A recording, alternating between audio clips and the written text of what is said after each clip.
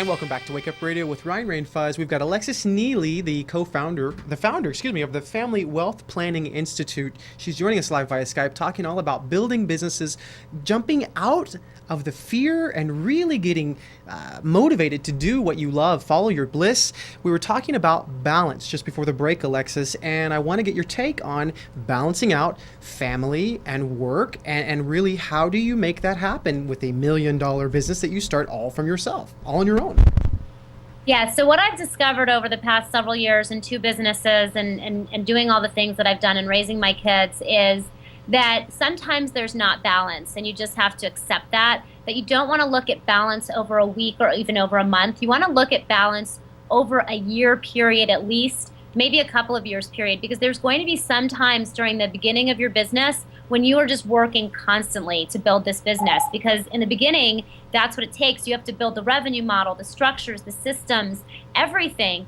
But what you want to be doing is building towards a time when you don't have to do that. Sure. So you want to be putting in place a plan so that you're building a business that doesn't ultimately constantly depend on you. And what you want to do is schedule in your family time and your personal time first. I help clients create something called a money map.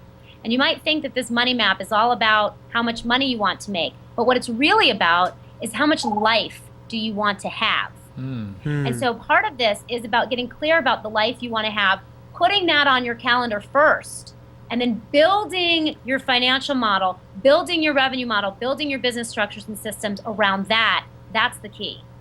Alexis, let me ask you, I don't think that this shift in consciousness takes place overnight. I know it's something that you work toward and you build upon, and I know that there was a time in your life when you weren't so conscious, so to speak. What happened? How did that shift take place in your personal life? The shift in consciousness has really been happening over the past several years. It started with me really creating a deep connection with God. Some of you will think of it as universe, the spirit.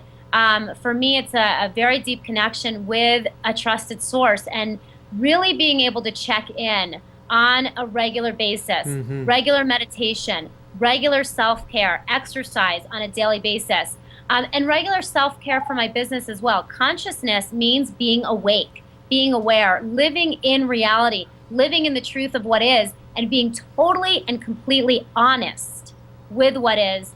It's something that I find is most difficult for people because we are so often lying to ourselves.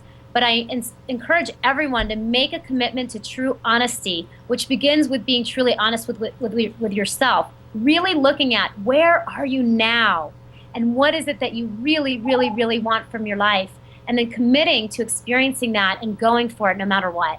God, it's all about authenticity. It is. I love that. Once again, I think people, it's fear. That's what we talk about all the time.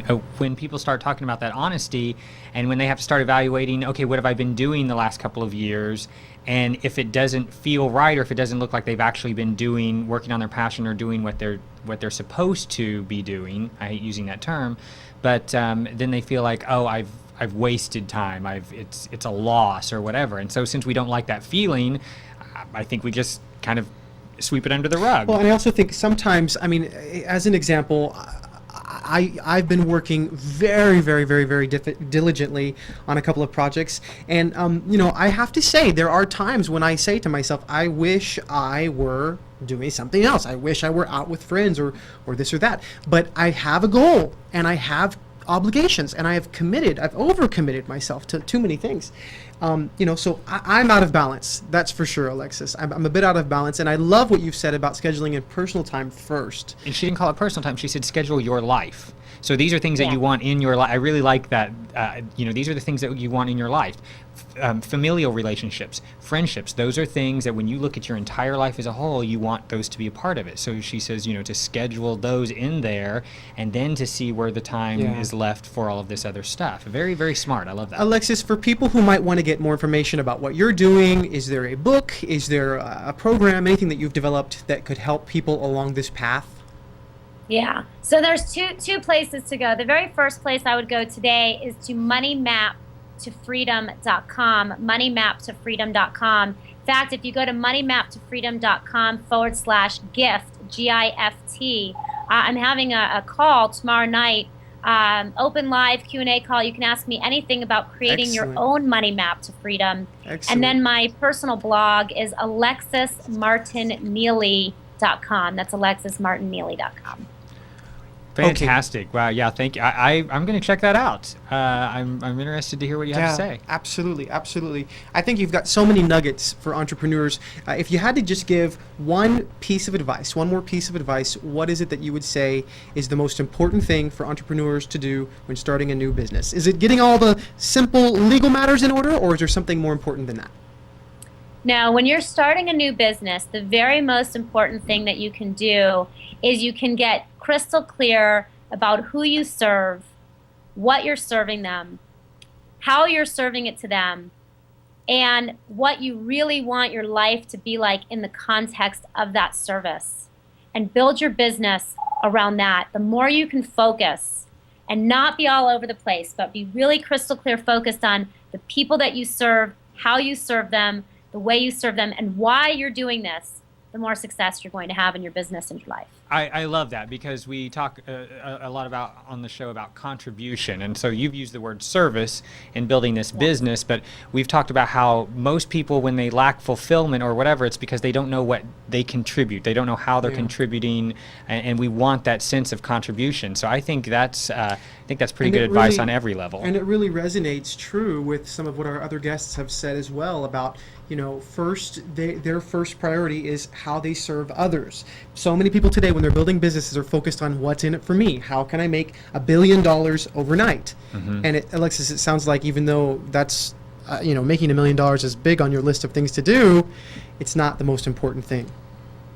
Now, the money will follow your service when you're really committed to staying in your heart and serving from that place and building a business model around it that allows you to have a sustainable business.